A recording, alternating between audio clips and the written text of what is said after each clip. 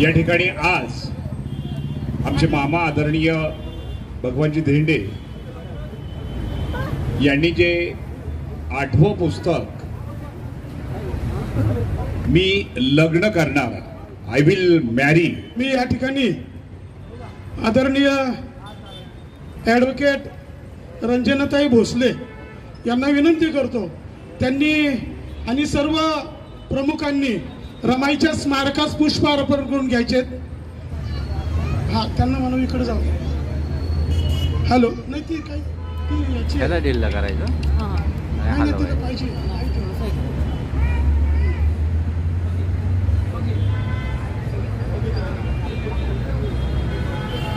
महामाता रमाबाई भीमराव आंबेडकरांचा, सर्व मानवतावादी महापुरुष महामातांचा,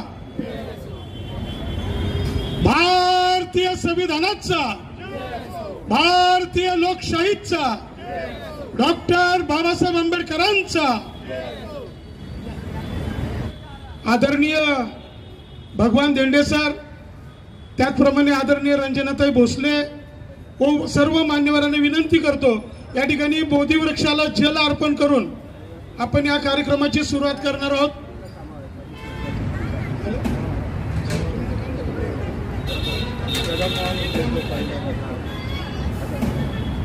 सर्वांना जय भीम. तथागत भगवान गौतम बुद्ध,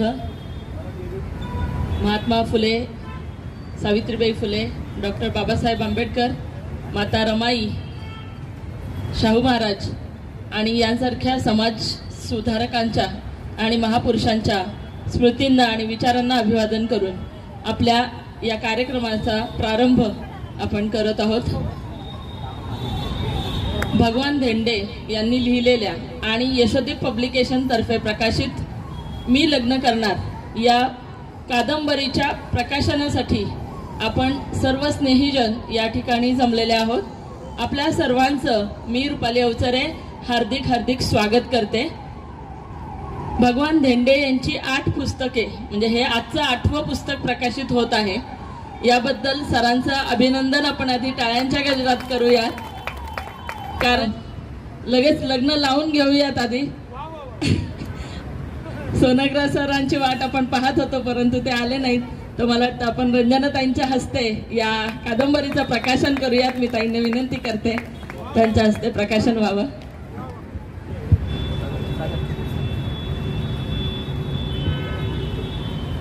पुस्तकावर फुलं आहेत, ताईंना विनंती आहे ती फुलं बाजूला करून याचं प्रकाशन करावं. जरा वेगळ्या पद्धतीनं आपण हे प्रकाशन करतोय. आपल्या लग्नांमध्ये फुलं आवश्यकच असतात, म्हणून या लग्नामध्ये सुद्धा फुलं ठेवलेली आहेत.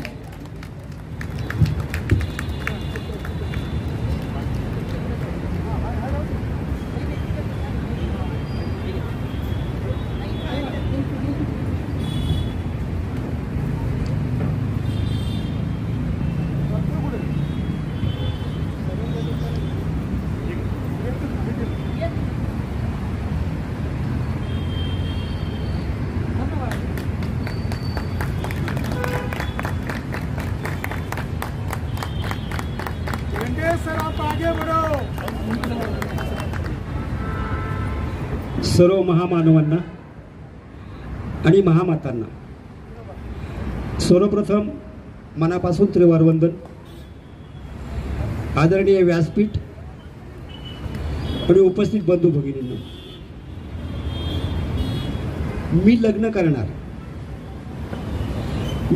करणार हा विषय खऱ्या अर्थानं माझ्या बायकोच्या मृत्यूनंतर माझ्या डोक्यात आलाय बरं का.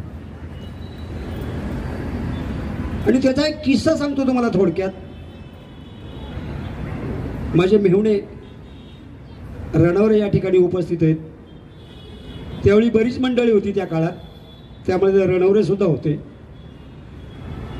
माझ्या बायकोचं निधन जे झालेलं आहे ते वास्तविक कोरोना काळात झालेलं आहे.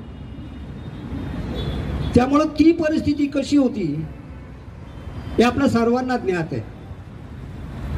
अक्षरशः माझ्या बायकोच्या अंत्यविधीसाठी फक्त आम्ही घरातले 7 जण होतो.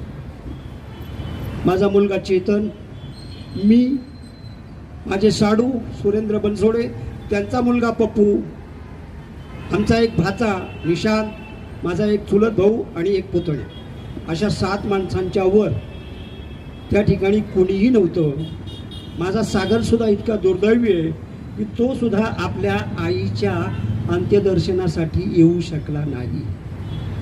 म्हणजे अशा अवस्थेमध्ये मी का ते मनावर घेतलं नाही माझी बायको जाऊन सुद्धा, त्याला कारण एकच होतं की त्या काळात जवळजवळ संपूर्ण भारतात लाखो लोक मृत्युमुखी पडले होते आणि त्यातच एक माझी बायको होती. मी हा पहिला विचार केला की ज्यांच्या ज्यांच्या घरचे जे जे गेले असतील त्यांच्या समोर सुद्धा हाच प्रसंग उभा राहिला असणार आणि तो प्रसंग आज माझ्या समोर उभा आहे. आणि ती एक गोष्ट लक्षात ठेवून मी फारसं दुःख केलं नाही त्या गोष्टीचं, कारण तथागतांचा जो दिलेला संदेश आहे तुम्ही पूर्णतः लक्षात ठेवलेला आहे. तथागतांनी आपल्याला दुःखमुक्तीचा मार्ग दाखवलेला आहे आणि त्या मार्गातून आपण सगळेजण चालत राहिलो तर अक्षरशः या दुःखाचं आपल्याला काहीही वाटणार नाही. ज्यावेळी स्वतःच्या दुःखाचा आपण विचार करतो त्यावेळी खऱ्या अर्थानं दुसऱ्याचं दुःख किती आहे याचा ज्यावेळी आपण विचार करू त्यावेळी आपलं दुःख काहीच नाही असं आपल्याला वाटतं. आणि म्हणून दुसऱ्याच्या दुःखाचा विचार अगोदर करणं गरजेचं आहे आणि तो मी आजपर्यंत करत आलो. आणि म्हणून तर मी इतका भक्कमपणे आज उभा आहे की मला या बाबीचं तरी निदान काहीही वाटत नाही. मूळ मुद्द्यावर येतो. 6 मे माझ्या बायकोचा मृत्यूदिन आहे.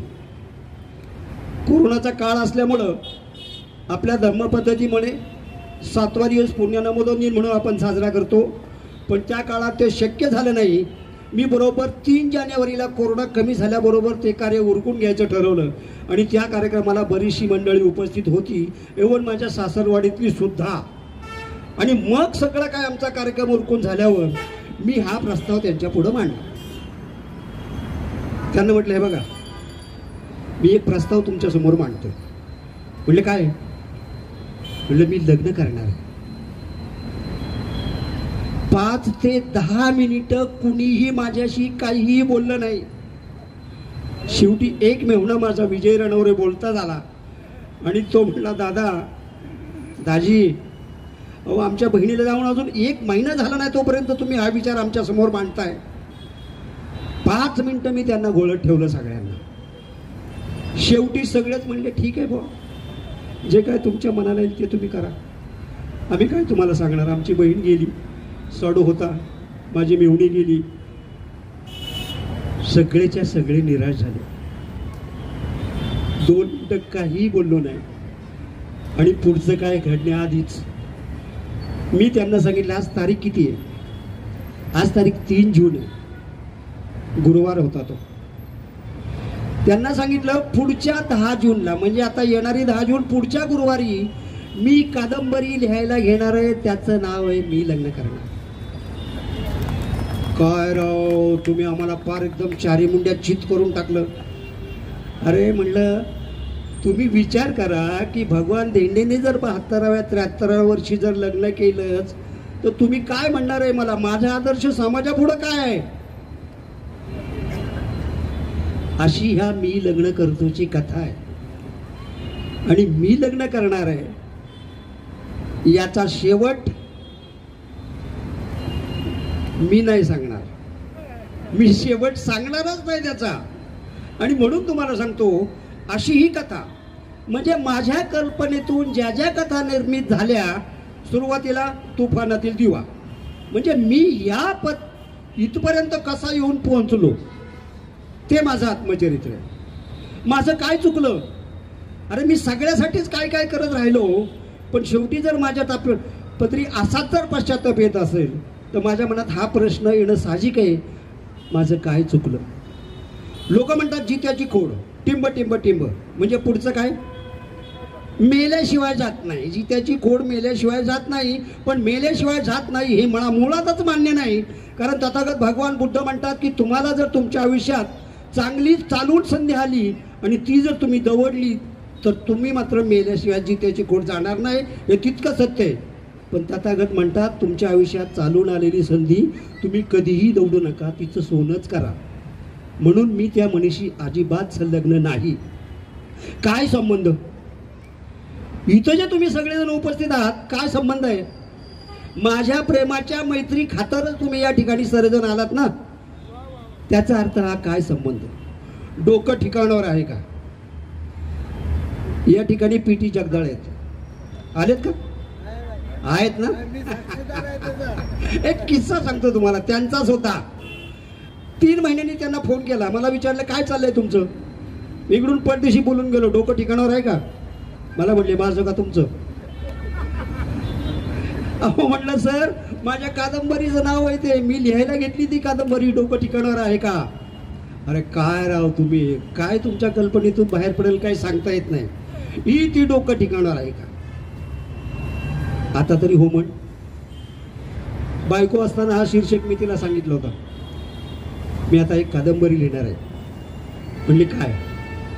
आता तरी हो म्हण. आता सुचायला लागलं काय? गेली माझ्यापासून परदेशी बाजूला. आणि मग तिला थोडासा अंश सांगितला. ठीक आहे, आता तरी हो म्हणचा अर्थ पंचशीलेतलं शेवटचं शील, सुरा मेरा म्हणजे पमाद ठाणावेर म्हणे. मी मादक प्रकारचे सेवन करणार नाही. आणि माझी कल्पना तीच आहे की प्रत्येकाला आपापल्या सन्मार्गावर सोडून आणायचं आणि त्याच्याकडून हे वधवून घ्यायचं. आता तरी हो म्हण, मी नाही जाणार त्या मार्गाला. नंतर फोन करतो. या विठ्ठलला मी दिवसातून 4 फोन केले तर एकदा तरी सांगतो मी स्मशानभूमीत आहे बरं का, मैतीचे काम आहे. एवढं तरी बोलून जातो, निदान बरं वाटतं मला, विठ्ठल कुठं तरी आहे बुवा. पण माणसानं कधीही आवर्जून जर कोणी फोन केला तर त्याला एका शब्दात सांगावं. फारच जर तुम्ही बिझी असाल तर फक्त एका शब्दात सांगा, आम्ही आहे या ठिकाणी. या कथेचा शेवट तुम्हाला सांगतो. एक माणूस अटॅक येऊन मरतोय आणि त्याच्या जवळ असलेला माणूस त्याच्या सगळ्या साथीदारांना फोन करतो, ह्याला करतो, त्याला करतो. पण प्रत्येकजण सांगतो की ठीक आहे, आम्ही बाजारात आहोत, आम्ही एखाद्या मिटिंगमध्ये आहोत, आम्ही एखाद्या कार्यक्रमात आहोत. त्याचं कुणीही ऐकून घेत नाही. आणि अर्ध्या पाऊण तासानंतर ते सगळेजण त्याला ज्यावेळी फोन करायला सुरुवात करतात त्यावेळी तो सांगतो, आता सगळं मिटलेलं आहे. तुम्ही जे मगाशी म्हणालात ना नंतर फोन करतो, कदाचित त्यावेळी तुम्ही मला विचारलं असतं तर मी बरोबर सांगितलं असतं की जे काय घडलंय ते. पण आता सारं काही घडून गेलेलं आहे, तुम्ही या, तुम्हाला इथं आल्यावर कळेल. माझं तात्पर्य एकच आहे की फोन जर कोणाजवळ असेल ना, आला कोणाचा इमर्जन्सी फोन, तर जरूर त्याला उत्तर द्यावं, एका शब्दात का होईना, असं माझं प्रामाणिक मत आहे. आणि इंद्रधनुष्य ही माझा कविता संग्रह आहे हा बरं का. इंद्रधनुष्य सप्तरंगी आणि माझ्या कविताही अशाच सप्तरंगी. मी कवितेसाठी कुठलाही विषय सोडला आहे असं मला वाटत नाही. दारू असू द्या, मटका असू द्या, जुगार असू द्या, काहीही असू द्या, चांगलं वाईट काहीही असू द्या, त्या प्रत्येक विषयावर मी गाणं लिहिलेलं आहे. आणि माझं पुस्तक वाचणारा माझं साडू इथे बसलंय बघा, इंगळे गुरुजी. 80 वर्षाचं वय आहे त्यांचं, तरी सुद्धा माझ्या कार्यक्रमाला आज आवर्जून उपस्थित आहेत. आणि मी त्यांना विचारलं काय करताय साडू तुम्ही? मला म्हणले साडू मी तुमचंच पुस्तक वाचतोय. म्हणलं कुठलं वाचताय? म्हणले माझं काही चुकलं. म्हणजे मला काय सांगायचंय की माझ्या पुस्तकाचा शीर्षक कसाही असू द्या, पण त्याचं स्पष्टीकरण झाल्याशिवाय ते तुमच्या डोक्यात येत नाही. आणि माझी सगळीच्या सगळी पुस्तकं 4 पासून 8 पर्यंतची सगळीच्या सगळी पुस्तकं रुपालीकडून प्रकाशित करून घेतली. म्हणून माझ्या कथेतलं मर्म रुपालीला बरोबर माहीत असतं. आणि म्हणून मला ती म्हणते तुमच्या तोंडून जे काय सांगायचं जे तुम्ही सांगितलं तर फार बरं होईल. पण मला असं वाटतं की माझ्या बाबतीत जे काय सांगायचं असेल ते तुम्ही सांगायचं आणि मी शांत बसून ऐकायचं. एवढंच सांगतो आणि ह्या ठिकाणी थांबतो. जय हिंद. एखादी गोष्ट सांगणं आणि ते मला जमू शकतं, पण एवढ्या लोकांसमोर काही बोलायचं म्हणजे अनुभव माझा पहिलाच आहे. सर्वप्रथम मी भगवान धेंडे सरांना अभिनंदन करतो आणि शुभेच्छा देतो या पुस्तकासाठी.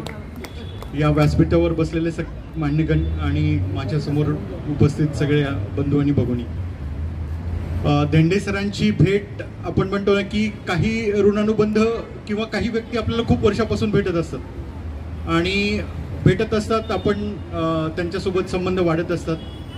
पण काही व्यक्ती असे असतात की आपण त्यांच्यासोबत फार तर क्वचितच भेटलेला असतो, पण एक ऋणानुबंध जो आपल्या मनामध्ये असतो तो निर्माण होण्यासाठी अगदी 2 क्षणही खूप होऊन जातात. तसा धेंडे साहेबांसोबतचा माझा संबंध आहे. हॉस्पिटलमध्ये जेव्हा मी बसलेलो होतो, मी ॲज अ ॲडमिनिस्ट्रेटर म्हणून HP देसाई नेत्र रुग्णालयामध्ये काम करतो, तर त्यांचा मला फोन आला की मी एक पेशंट घेऊन येत आहे आणि तुमच्याकडून मदतीची अपेक्षा आहे. खरं तर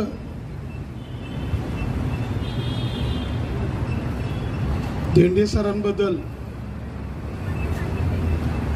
काय बोलावं, आणि आपण जेवढं पण बोलू, किती पण बोलू, ते तेवढंच महत्वाचं आहे. अनेक गोष्टी धेंडे सरांच्या आहेत.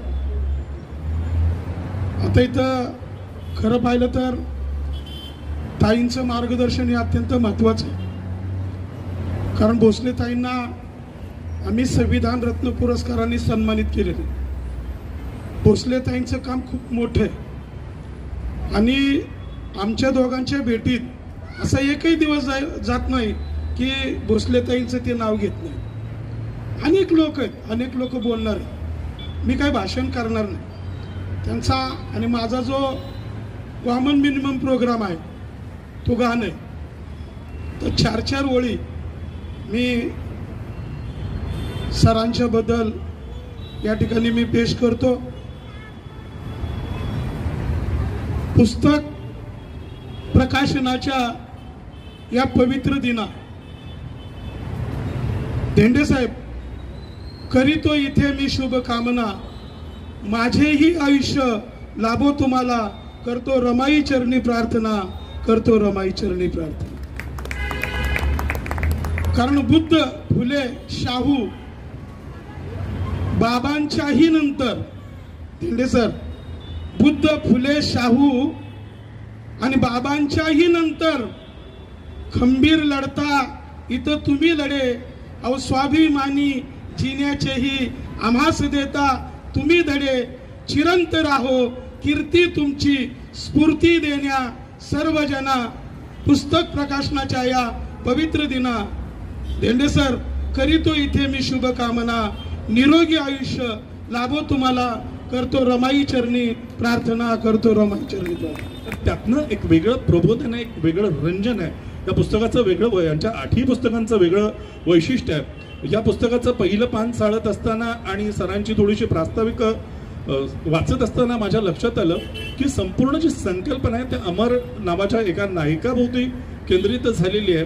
आणि त्यांच्या ज्या सुविद्य पत्नी आहेत त्या गेल्यानंतर जो कोरोनाचा मधला काळ आला आणि त्या मधल्या काळामध्ये त्यांना ही संकल्पना सुचली आणि मधलं जे काही आहे ते त्यांच्या मनोगतामध्ये आपण ऐकलं. मला असं वाटतं की पुस्तकाचं नाव इतकं समर्पक आहे, मी लग्न करणार. आणि 17, 18, 19, 20, 21, 22 ज्यांची लग्न झाली नाही त्यांना लग्नाचा जो लाडू आहे तो कायमच खावासा वाटतो. पण ज्यांचं झालंय त्यांना विचारा ना काय हाल आहे. ज्यांचं झालंय त्यांना नेमकेपणे नाही विचारा रोज कसे भांड्याला भांडं वाजतं, लाटण्यापासून पोळपाटापर्यंतचे आवाज कसे येतात. पुस्तकाचा विषय जर त्यांचा बघितला, मी सगळीच पुस्तकं त्यांची वाचली, त्यात पंचशील जे आहे ते जास्तीत जास्त लोकांपर्यंत पोहोचवण्याचं माध्यम म्हणून त्यांनी त्यांच्या लेखनाचा हा वापर केलेला दिसतो. प्रतिभा मगाशी सांगितल्याप्रमाणे उपजतच असते आणि त्यांच्यात उपजत ती प्रतिभा होती आणि त्यामुळेच त्यांना जे काही कल्पनेत दिसतं किंवा वास्तवात दिसतं किंवा अनुभवतो ते या कागदावर उतरवण्याचा प्रयत्न करताना ते त्यांच्या प्रत्येक ह्या कलाकृतीतून दिसतात. ही जी अपत्य सांगितली, खरं तर अपत्यांना जन्म देणं फार अवघड असतं, ते सांभाळणं देखील तेवढंच अवघड असतं. तर ते सांभाळतात, ही अपत्य जी आहे ती सांभाळतात. ती कशी सांभाळतात? समाजाकडे देऊन सांभाळतात आणि समाजापर्यंत हे पुस्तक प्रत्येक वेळी पोहोचवण्याचं काम रुपालीताई फार प्रभावीपणे करतात. आणि त्यांचं हे प्रकाशनाचं मला वाटतं किती वर्ष आपण करता हे 12 वर्षात दादांचीच ही 6-7 पुस्तकं त्यांनी प्रकाशित केली आणि त्यांचं जे लिखाण आहे ते लिखाण नेहमी समाजाला कसं उपयोगी होईल. तुफानातील दिवा स्वतःचं आत्मचरित्र सोडलं तर प्रत्येक वेळी वेगळा विषय घेऊन अगदी कविता त्यांच्या सगळ्या बघितल्या. आत्ताही त्यांनी खरं तर एक कविता त्यात लिहिली. ती कविता फार सुंदर आहे, तेवढी आपल्याला ऐकवावीशी वाटते. आपुले कुणे म्हणावे, आपुले कुणा म्हणावे, आपुले कुणा म्हणावे हा प्रश्नच पडे मनाला. माझी व्यथा मनाची सांगू तरी कुणाला. साहून दुःख सारे जगणे सुसह्य केले. सुख हे क्षणिक असते पटवून लिदे मनाला. तलवार हाती घेऊन सरसावतो पुढे मी, तलवार हाती घेऊन सरसावतो पुढे मी. शत्रू कुठे दिसेना मारू तरी कुणाला, शत्रू कुठे दिसेना मारू तरी कुणाला. शब्दात धार असते, शब्दात धार असते शस्त्रावनी अधिक. ते जपून वापरावे हे उमगेल का कुणाला, हे उमगेल का कुणाला. प्रेमात सर्व काही मनतात क्षम्य असते. परी याच प्रेमापायी कुणी संपवी कुणाला, कुणी संपवी कुणाला. निर्दोष जर तू असशील इतरांनाही कळू दे, निर्दोष जर तू असशील इतरांनाही कळू दे. मग हातच्या कंकणाला आरसा हवा कशाला, आरसा हवा कशाला. मैत्री अशी जपावी हे आपुले आपण शिकावे, मैत्री अशी जपावी हे आपुले आपण शिकावे. सत्कर्म करण्यासाठी भीती मणी कशाला, भीती मणी कशाला. सुख दुःख माणसाच्या जीवनात येत असते, सुख दुःख माणसाच्या जीवनात येत असते. अनुभूती तयाची छेद भगवान क्षणाक्षणाला, छेद भगवान समासनाला. तर सुख दुःख माणसाच्या जीवनात जे येतंय त्या सुखदुःखावर आधारितच मला असं वाटतंय. मी सुरुवात आणि शेवट वाचला, सगळ्यांनी सांगितल्याप्रमाणे शेवट खरंच वाचला तर पुस्तक कोणी वाचणार नाही. त्या शेवटातच सुरुवात आणि सगळं कथानक दिसतं. आणि म्हणून हे सुख दुःख जे आहे ते जीवनात आल्यानंतर काय काय घडतं ह्याचं उदाहरण किंवा ह्याचा सांगोपांग त्यांनी केलेली चर्चा आणि त्यातून घडवलेली ही कादंबरी निश्चित तर कोणाला तरी एक प्रेरणा देऊन जाईल असं मला वाटतं. शेवट अतिशय दुःखदायक जरी असला तरी त्यातून काहीतरी शिकण्यासारखं आहे असं हे पुस्तक वाचताना प्रत्येकाला वाटेल. जशी त्यांची आता माझं काय चुकलं हे देखील वाचलेलं आहे आणि तुफानातील दिवा जो आहे तो जर वाचला तर मला नेहमीच एक इंग्लिश ट्रान्सलेशन मी वाचलं होतं, गिव्ह अस द टूल्स असं ते पुस्तक होतं. कोणाचं होतं मला आठवत नाही, पण त्याचं मराठी भाषांतर होतं हात न पसरू कधी, हात न पसरू कधी. असं संपूर्ण अपंग असलेली लोक असतात आणि ते त्यांचं स्वतःचं गॅरेज कसं चालवतात. गिव्ह अस द टूल्स, फक्त आम्हाला हत्यारं द्या, आम्ही आमचा त्याचा वापर करून चांगला आम्ही जगायला शिकतो. आणि म्हणून आत्ताच डॉक्टरांशी बोलताना सेवाधामचा उल्लेख झाला. मी नेहमीच मला खूप प्रॅक्टिसमध्ये कधी कधी खूप टेन्शन आलं, खूप काहीतरी व्हायला लागलं की मी त्या मुलांमध्ये जायची